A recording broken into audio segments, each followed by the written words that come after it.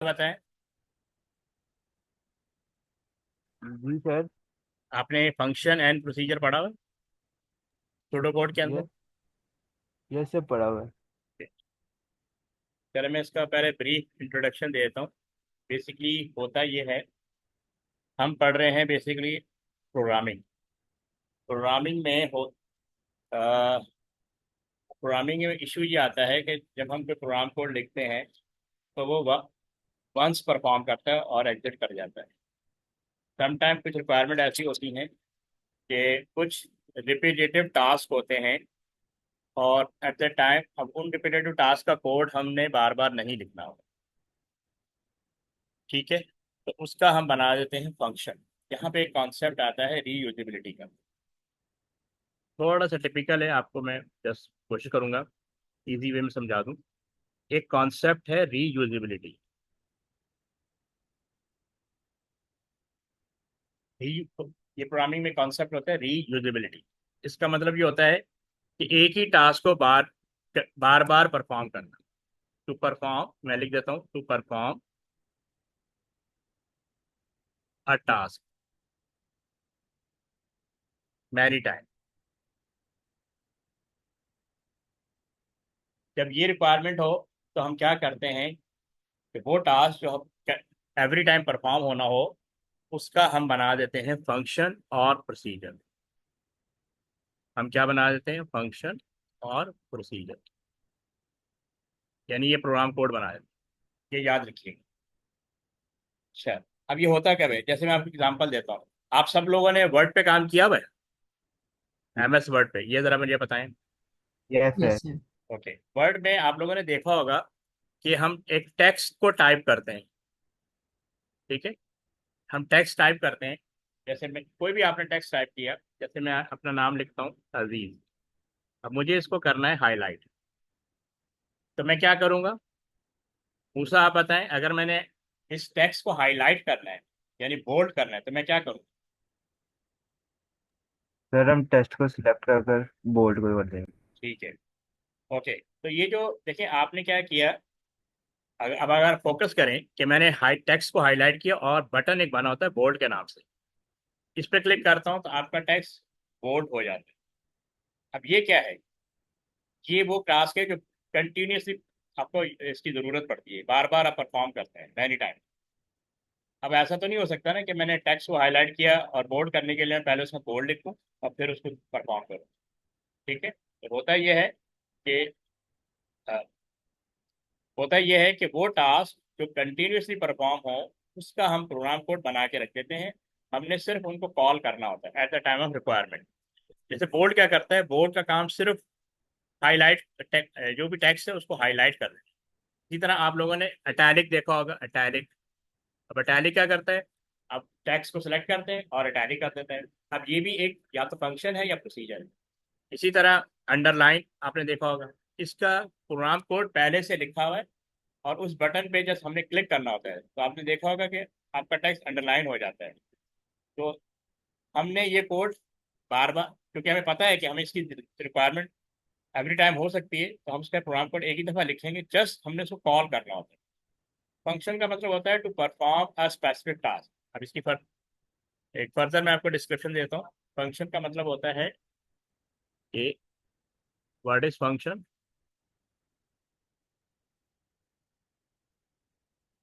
और procedure to perform single task.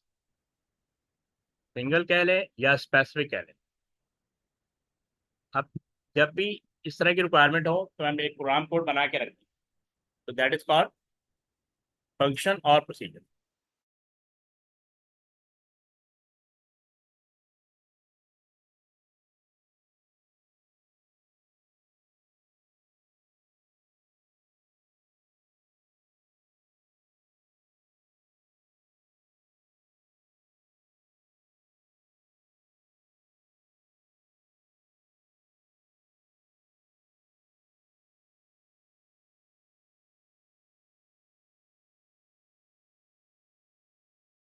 Okay, तो basically function का टास्क, फंक्शन का बेसिक पर्पज है, अभी तक हम सूडो कोड एल्गोरिथम पढ़ते हुए आ रहे हैं, तो हमने शुरू से पढ़ा था कि सूडो कोड का मतलब क्या होता है, to resolve real life world और real life problems.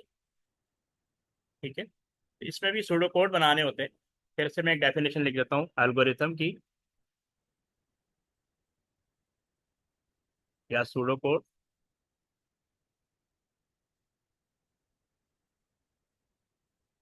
It is a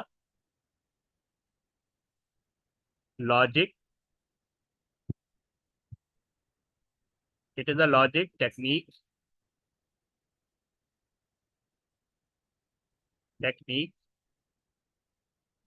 to solve real life problem. तो बेसिकली प्रोग्रामिंग के अंदर सूडो कोड बनाते हैं या एल्गोरिथम बनाते हैं प्रोग्राम कोड से पहले। पर्पज होता है कि हम उसकी लॉजिक बिल्ड कर लें, जो भी प्रॉब्लम आपको गिवन है। अब यहाँ पे जब हम पूरा प्रोग्राम बना रहे होते हैं, तो आप देखें कि आपका जो वर्ड है या एक्सेल है या पावर पॉइंट, इसके पीछे प्रोग्राम कोड चल रहा है। लेकिन ये एज ए होल नहीं बनाया गया, ये डिफरेंट, हर यानी डिफरेंट डिफरेंट फंक्शंस बनाए गए, फंक्शंस को गैदर कर दिया गया, और ये एज ए होल आपको प्रोग्राम डेवलप किया, डिलीवर किया जाता है। आप देखेंगे वहाँ पे एक एक बटन बना हुआ है और हर बटन के पीछे एक प्रोग्राम कोड चल रहा है। आप जस्ट उसको कॉल करते हैं, वो अपना टास्क परफॉर्म करता है, चला जाता है। तो ये चीज़ हमने समझ ली। अब मुझे बताएं, किसी को यहाँ तक कंफ्यूजन है, ताकि मैं आगे बढ़ूँ, कि फंक्शन क्या होता है। सर मुझे मुझे जरा दोबारा समझा दो। मैं बता दूँ, ओके। मानिए आपको समझ में आया, जी मानिए Yes, sir. आपको समझ में आया what is function, what is procedure. Function की Yes, sir. बेसिक डेफिनेशन समझ में आ गई, ठीक है। ओके, अरीब आप बताएं। Yes sir. ठीक है, तो मानूर आप बताएं, आपको क्लियर हुआ कि फंक्शन क्या होता है। अभी जस्ट आपको थोड़ा डिफिकल्ट लगेगा कि अभी आपने सूडो कोड और एल्गोरिथम नहीं पढ़ा हुआ, लेकिन कोशिश करेंगे कि आपको साथ साथ रिवाइज करते जाएं, क्योंकि आज हमने इसको यस सर। फंक्शन को खत्म करना है। फंक्शन का बेसिक Yeah. पर्पज होता है to perform a task again and again, but only single task. इसको इस चीज को अंडरस्टैंड कीजिएगा। जैसे मैंने आपको बोल्ड की, अंडरलाइन की और इटैलिक की एग्जांपल दी, कि हम उसको बार बार यूज कर रहे हैं। जब भी हमें इसकी रिक्वायरमेंट होती है, हम उसको एवरी टाइम यूज कर रहे होते हैं। लेकिन आप देखें कि हमने उसका प्रोग्राम कोड एक ही दफा लिख दिया है, एवरी टाइम हम उसका कोड नहीं लिखेंगे। ठीक है, अब आगे बढ़ते हैं थोड़ा सा।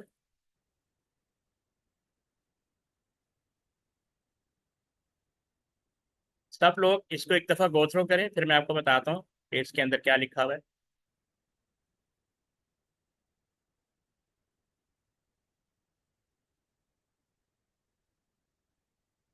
एक दफा गो थ्रू करें, देन आई टेल यू।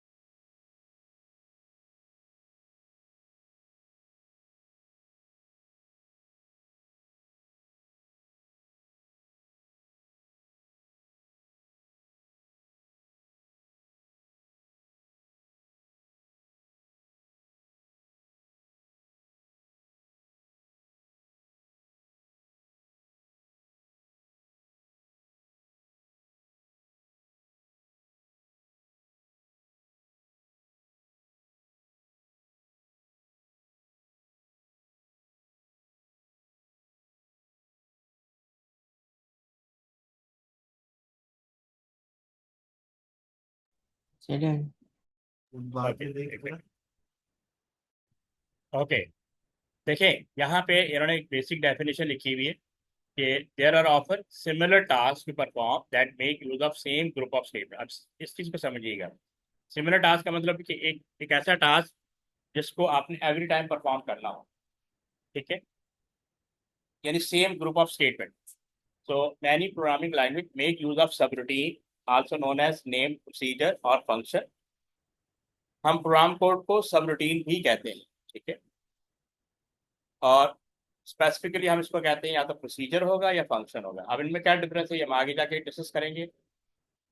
एक पर्पज इनका सेम है, वो ये है टू परफॉर्म रीयूजिबिलिटी। जो मेन जो हमारा पर्पज होता है फंक्शन या प्रोसीजर को यूज करना है, वो है रीयूजिबिलिटी।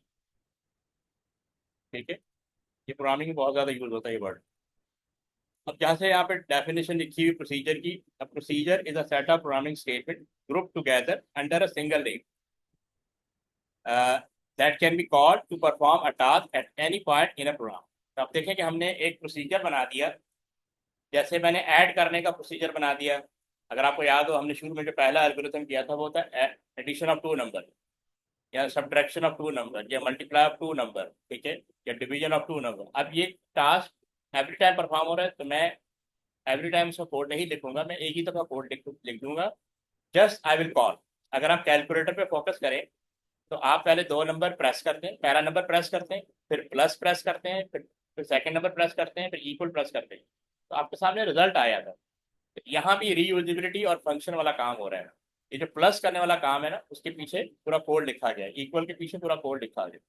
प्लस क्या करता है, दो नंबर को ऐड कर देता है। इक्वल क्या करता है, वो असाइन कर देता है रिजल्ट को किसी तीसरे वेरिएबल में असाइन कर देता है। तो यहाँ पे भी फंक्शन एंड प्रोसीजर वर्कआउट कर रहे होते हैं। A function is a set of programming statement grouped together under a single name. इसमें देखिए डेफिनेशन बिल्कुल सेम है। A procedure set of programming statement grouped together under single name. अब यहाँ तक बिल्कुल सेम है। That can be called to perform task at any point in a program. यहाँ तक बिल्कुल सेम है, सिर्फ ये लाइन डिफरेंट है। A function return a value back to the main program. तो आपका जो मेन प्रोग्राम होता है या मेन प्रोग्राम का जो मेन फंक्शन होता है, उसको अपनी वैल्यू ये रिटर्न कर देता है। अब ये चीज़ें भी आगे जाके डिस्कस होंगी। फिर इसके अंदर थर्ड एलिमेंट होता है पैरामीटर। पैरामीटर का मतलब होता है वेरिएबल जिसके थ्रू वैल्यू सप्लाई होती है। Are the variable that store the value of argument pass to a procedure और function. Some procedure and function will have parameter. अच्छा, function and procedure without parameter भी हो सकते हैं और विद पैरामीटर भी हो सकते हैं। अब ये होते क्या है, ये मैं आपको हम ग्रेजुअली डिस्कस करेंगे। फिर जैसे लिखा हुआ है, procedure and function are defined once and can be called many time within a program. ये है इसका जिस्ट। हम क्यों बनाते हैं प्रोसीजर फंक्शन, हमें जब लगता है कि हमारे प्रोग्राम कोड में ऐसी रिक्वायरमेंट आएंगी कि हमें वो कोड जो हमें बार बार कॉल करने हैं, बार बार यूज करना है, उसके एक ही दफा राइट कर दिया जाएगा, जस्ट हमें उनको अपने प्रोग्राम में कॉल करना होगा। इसको आप ऐसे समझ लें, लाइब्रेरी। लाइब्रेरी में बुक्स रख दी जाती हैं। अब आपको जो भी बुक चाहिए, जिस टॉपिक में भी चाहिए, you go there and you study there and you got your result. ठीक है, ऐसा नहीं होता कि बुक बार बार राइट की जाए फिर रीड की जाए। बुक्स एक दफ़ा राइट कर दी जाती हैं, यू गो टू लाइब्रेरी, ठीक है, अपनी रिक्वायरमेंट के हिसाब से बुक को सर्च करते हैं, डेटा को रीड करते हैं, और जो भी असाइनमेंट बनाना है, रिपोर्ट बनानी है, कुछ भी बनाना है या फर्दर बुक लिखनी है, उसको आप परफॉर्म कर लेते हैं। ठीक है, यहाँ तक क्लियर है सबको?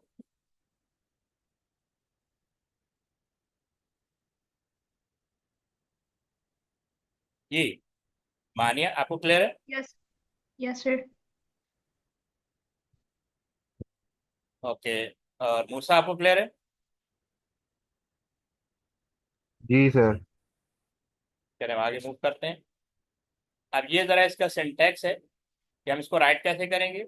अब procedure run the code in side it, ठीक है।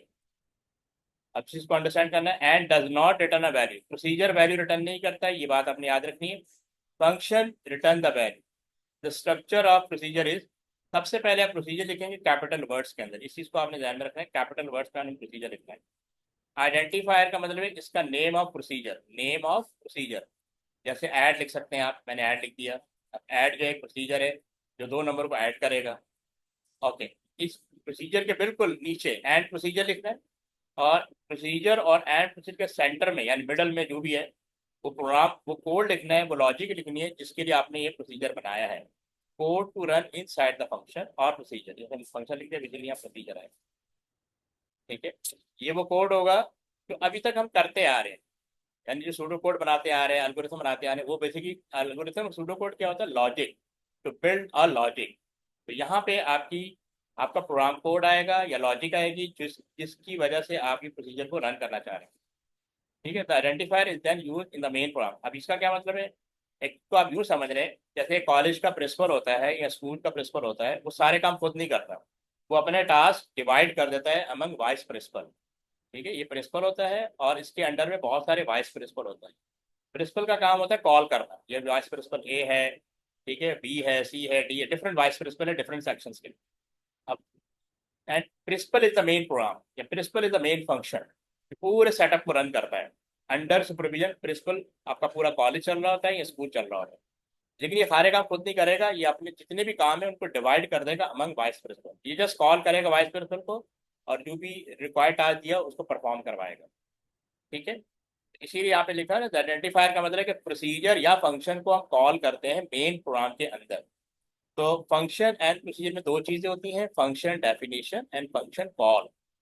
ठीक है, ये आगे जाके फर्दर डिस्कस होगा, ये पॉइंट याद रखिएगा, function definition and function procedure. अब ये देखें, definition and use of procedure. Procedure without parameter है फिलहाल, ठीक है, फिर आगे जाके विद पैरामीटर आएगा। आपने प्रोसीजर लिखा, ये प्रोसीजर का नाम लिखा, यहाँ ब्रैकेट नहीं लगाई, ये ब्रैकेट लगाना जरूरी है, ठीक है, ये ब्रैकेट लगाएं।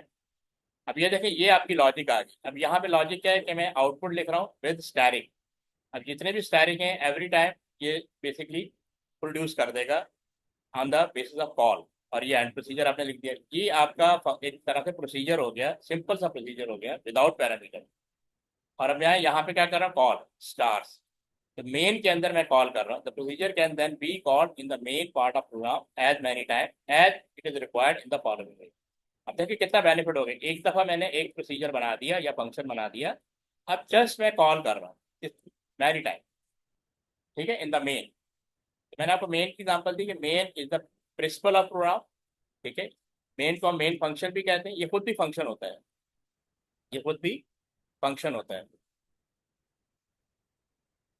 ठीक है, ये खुद भी फंक्शन होता है मेन, और लेकिन बाकी सारे प्रोग्राम कोड भी फंक्शन होते हैं, उनको बस ये कॉल करता है और जो रिक्वायर्ड टास्क है वो परफॉर्म कर देता है। इस स्लाइड पे किसी को कोई इशू कि हमने क्या किया क्या नहीं किया?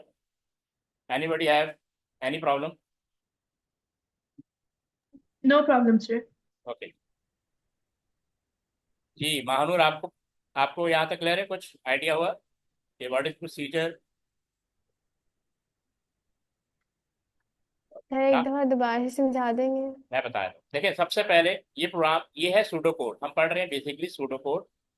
अभी आपकी इसकी नॉलेज नॉलेज नहीं है, जैसे आपको फिर बता दूंगा, हम इस पर एक रिवीजन रख लेंगे। सूडो कोड, सूडो कोड का मतलब होता है टू बिल्ड अ लॉजिक, कि रियल वर्ल्ड प्रॉब्लम को कैसे सॉल्व किया जाएगा। तो ये है प्रोसीजर।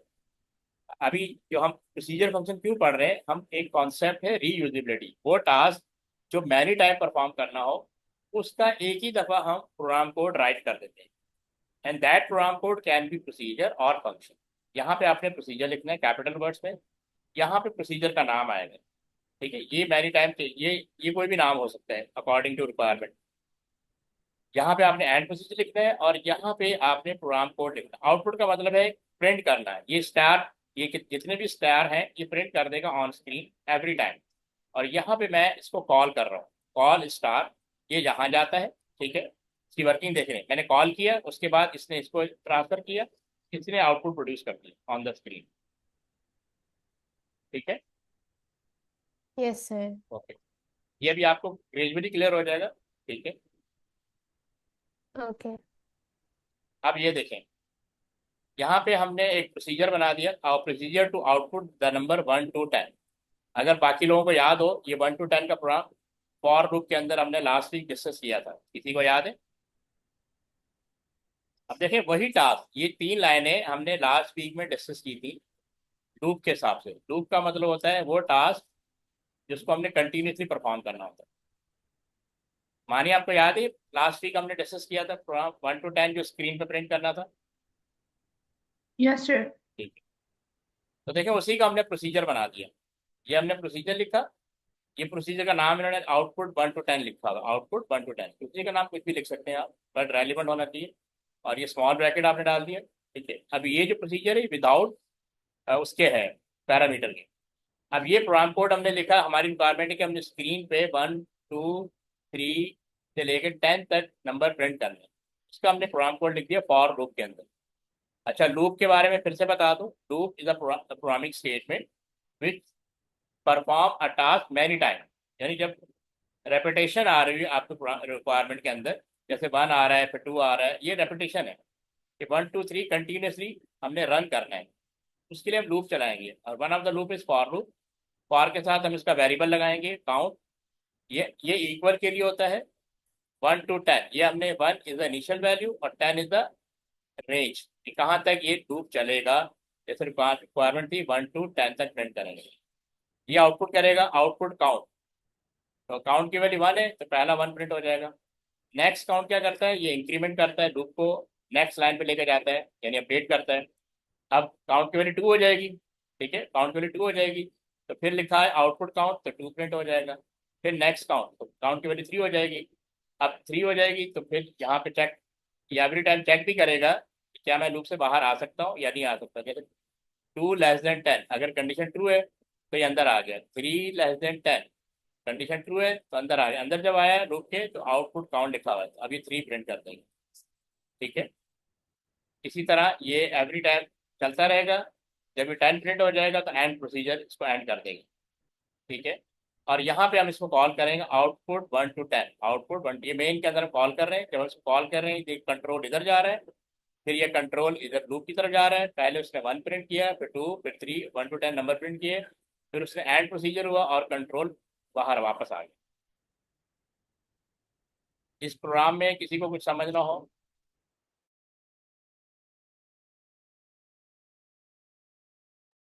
मुझसे आप बताएं, ये आपको क्लियर है और आपको क्लियर होना भी चाहिए।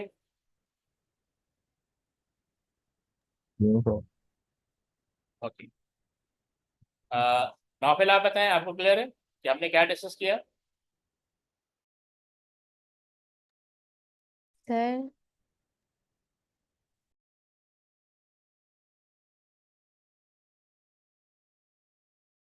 ओके, मुझे मानिया। थोड़ा बहुत हाँ, कौन? मानिया आप बोल रही? जी मानिया, आप समराइज कर सकती हैं? कैन यू समराइज कि हमने क्या डिस्कस किया आज?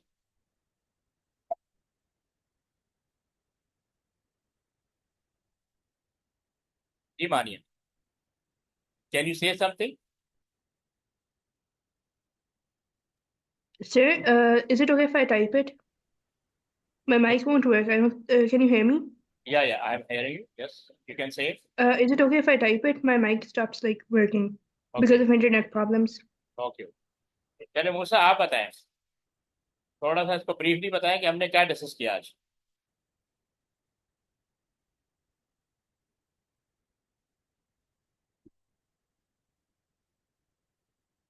ओके, मैं जस्ट फिर से रिवाइज कर देता हूँ, फिर हम आगे। अच्छा, इस प्रोग्राम कोड को पहले आप राइट कर लें अपने पास। आपके पास रजिस्टर है सबके पास? सब लोग पहले इसको राइट कर लें,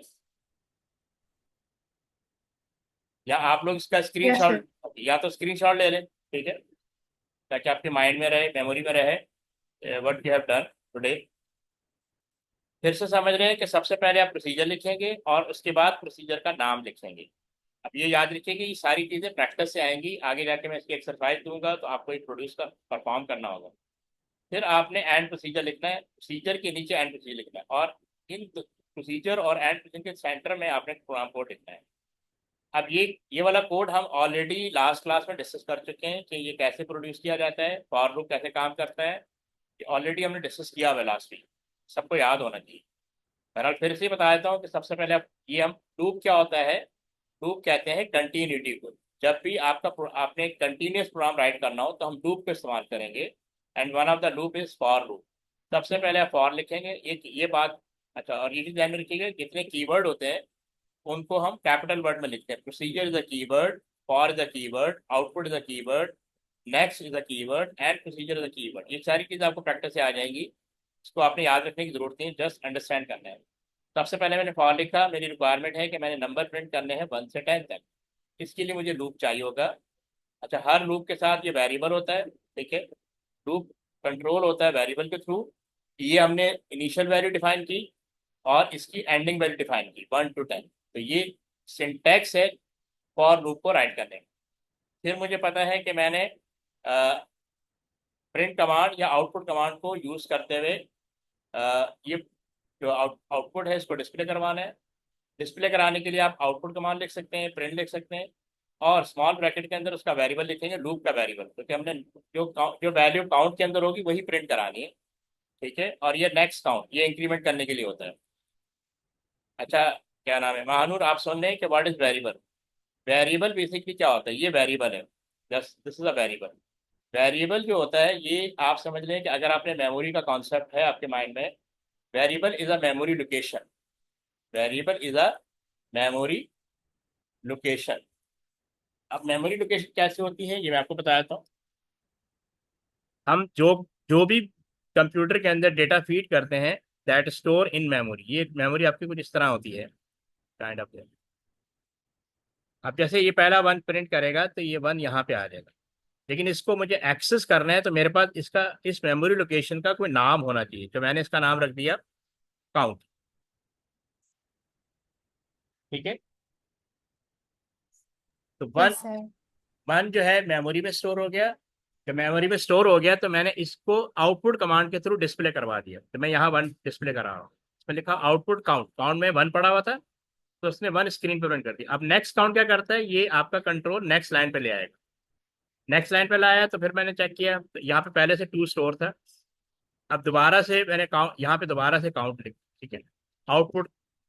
तो count basically many time repeat हो रहा है क्योंकि लूप, इसको हम लूप यूज कर रहे हैं। एवरी टाइम आउटपुट काउंट का मतलब कि यहाँ पे वैल्यू स्टोर है मेमोरी के अंदर, और आउटपुट कमांड है प्रिंट करने की, और काउंट के अंदर वैल्यू होल्ड की हुई है। ठीक है, तो जो भी वैल्यू काउंट के अंदर होगी वो उसको प्रिंट कर देगा ऑन स्क्रीन, जैसे 1 2 3। अभी ऑटोमेटिकली क्यों चल रहा है, क्योंकि हमने फॉर लूप चलाया हुआ है। अब ये लूप कैसे होता है ये मैं नेक्स्ट किसी एक क्लास में आपको डिस्कस करूंगा, ताकि आपकी बेसिक भी साथ साथ क्लियर होता जाए। ये पॉइंट सबको क्लियर है? Yes sir. अब देखें, अब हमने प्रोसीजर बना दिया मल्टीप्लाई का।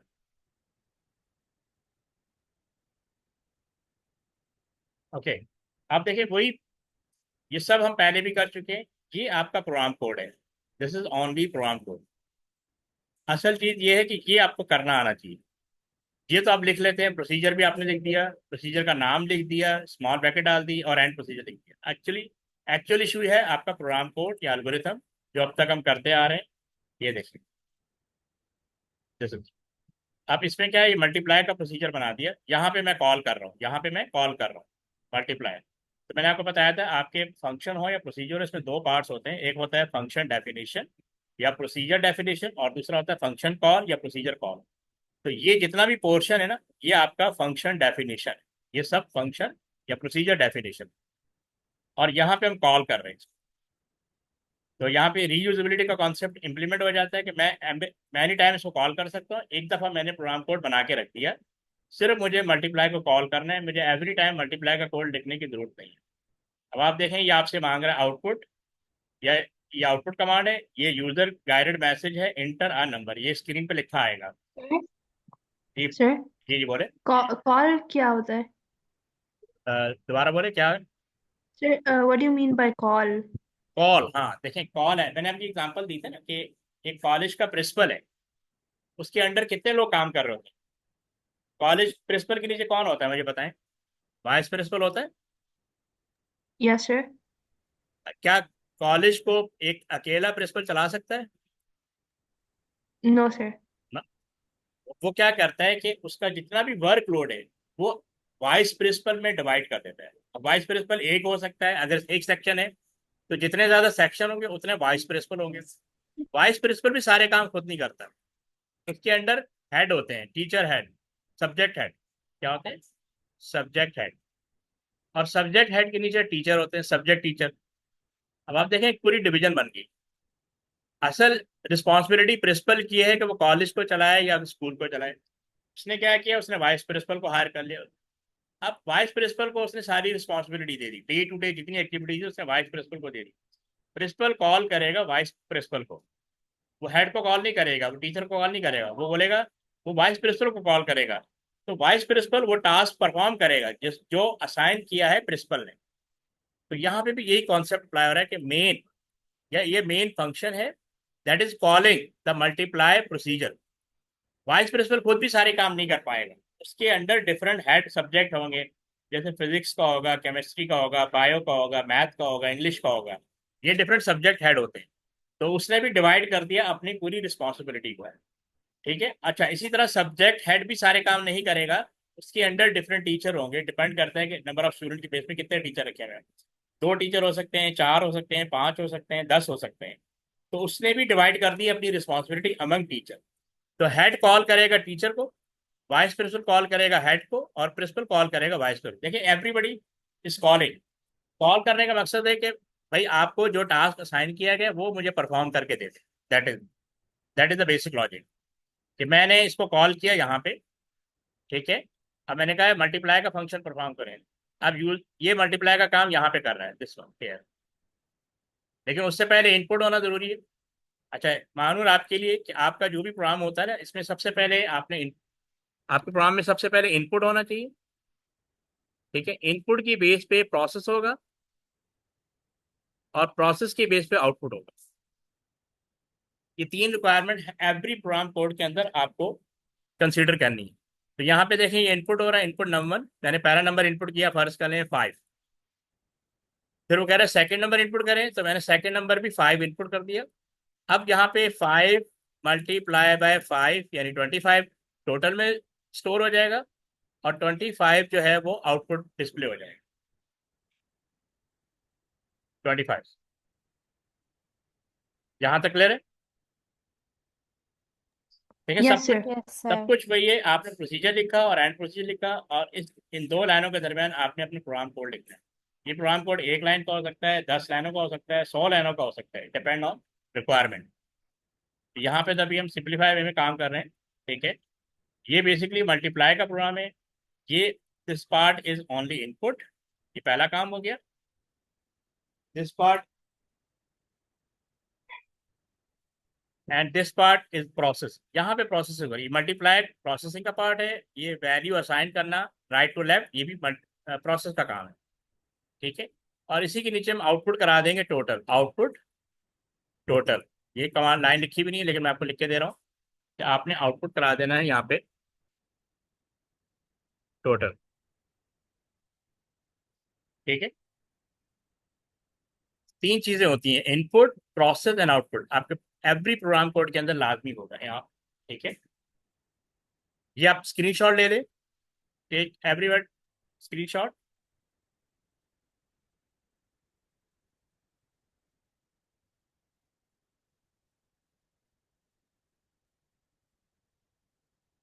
स्क्रीनशॉट ले लिया आप लोगों ने?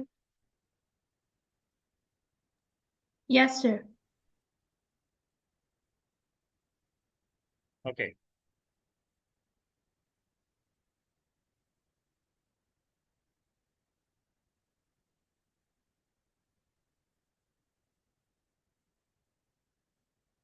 इसको हम इस तरह भी राइट कर सकते हैं, ठीक है। प्रोसीजर, हमने प्रोसीजर लिखा सम के नाम से, ठीक है। सम द प्रोसीजर नेम, ठीक है। अभी याद रखिएगा, अभी जो हम प्रोसीजर कर रहे हैं विदाउट पैरामीटर कर रहे हैं, मतलब अभी हम पैरामीटर प्रोसीजर को कोई वैल्यू सप्लाई नहीं कर रहे, देखिए प्रोग्राम के अंदर कर रहे हैं। फिर हमने डिक्लेयर करना होता है n1 is the variable, n2 is the variable and sum is the sum. ये याद आ रहा है, हमारा सबसे पहला सूडो कोड यही था,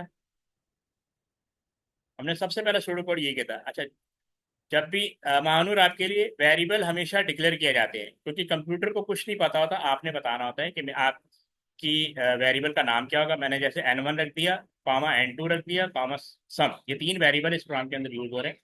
फिर आपने एक कॉलन लिखना है, कॉलन के बाद आपने उसकी डेटा टाइप बतानी है, यानी इंटीजर होते हैं 0 to 9, ठीक है। अभी फिलहाल इंटीजर को याद रखें कि one of the data type is integer. और जब भी आपने कोई कैलकुलेशन परफॉर्म करनी होगी तो आपके वेरिएबल की जो डेटा टाइप वो इंटीजर होना चाहिए, ठीक है।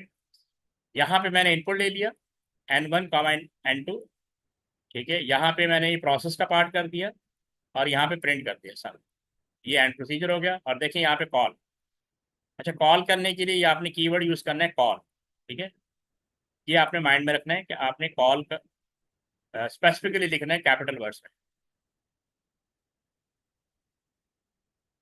ये स्टूडेंट, Sir, ये जी बोले। अगर हम वैसे मतलब सूडो कोड में ऐसे लिख सकते हैं, सम इसका करवा सकते हैं, तो फिर हमें प्रोसीजर की क्या जरूरत है? हाँ देखिए, वो जो आप प्रोग्राम, देखिए हमने एक शुरू शुरू में मैंने एक वर्ड लिखा था रीयूजेबिलिटी। क्या है? Reusability? हाँ, रीयूज यानी एक ऐसा टास्क जो बार बार यूज करना है। अब आपने जो कहा ना, अगर हम प्रोसीजर फंक्शन बनाने की जरूरत नहीं है तो वो टास्क एक ही दफा चलेगा, आप उसको कॉल नहीं कर सकते। आप ओके उस, सर। ठीक है, किसी किसी से काम, देखें इसको आप ऐसे समझे, आपके घर में अगर गार्डन है, अगर आपके घर में गार्डन है, तो अब या तो गार्डन की गार्डनिंग कौन करेगा, आपको करना पड़ेगी। आप कर सकती हैं? Do you have a time, do you have a skill? No sir. नहीं ना। अब आपके पास दो ऑप्शन है, या तो अब आप किसी गार्ड, क्या कहते हैं, गार्डनर कहते हैं, क्या कहते हैं, जो गार्डनिंग का काम करता है, गार्डनर कहते हैं। तो यस सर। उर्दू में तो माली कहते हैं, आपने उर्दू में माली कहते हैं, वैसे पता नहीं क्या गार्डन कहते हो भी है। उस पर्सन, स्पेसिफिक पर्सन को कॉल करेंगे, उसको कहेंगे आए और ये गार्डनिंग का काम करके करके चला जाए।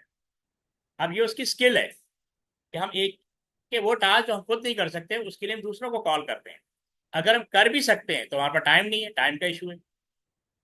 तो एफिशिएंसी, आपने एक वर्ड सुना होगा एफिशिएंसी, प्रोग्रामिंग के अंदर ये बड़ा बहुत इंपॉर्टेंट होता है एफिशिएंट, क्या आपका प्रोग्राम एफिशिएंट होना यस। चाहिए, आपका प्रोग्राम एफिशिएंट होना चाहिए, ठीक है, डिले नहीं आना चाहिए।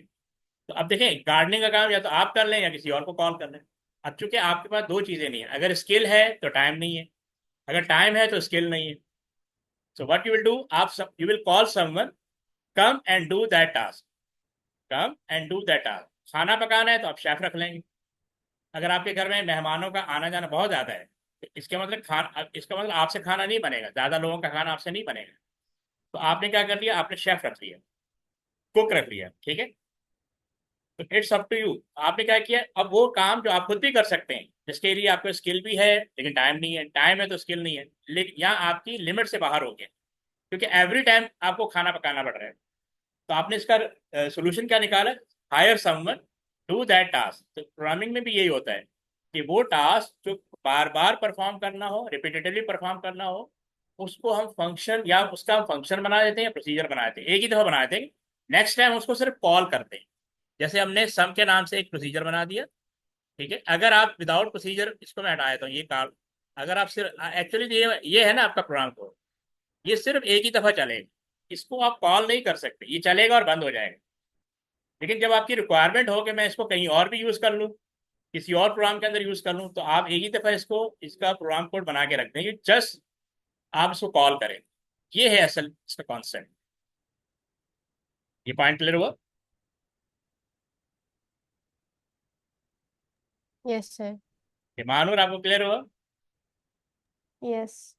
ये अभी आपकी चूंकि बेस नहीं है, थोड़ा सा आपको डिफिकल्ट लगेगा, क्योंकि हम ऑलरेडी इस पे काफी क्लासें कर चुके हैं सूडो कोड और एल्गोरिथम पे। तो लेकिन ये कि मैं साथ साथ आपके साथ डिस्कस करता जाऊंगा, बेसिक भी आपको बताता जाऊंगा।